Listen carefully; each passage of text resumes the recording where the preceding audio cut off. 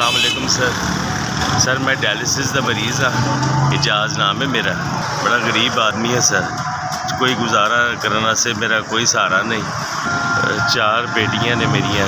Command वाला मैं सा, मेरा कोई सहारा नहीं है। मेरा घर है, बराए मेहरबानी मैनू दवाइयां लै दी। मैं तुहाडा बड़ा शुक्रगुजार होवांगा। डायलिसिस का मरीज़ हाँ। मैनू हर महीने दवाइयां की जरूरत होंदी है। अल्लाह ते अल्लाह की ज़ात तो सिवा मेरा कोई आसरा नहीं।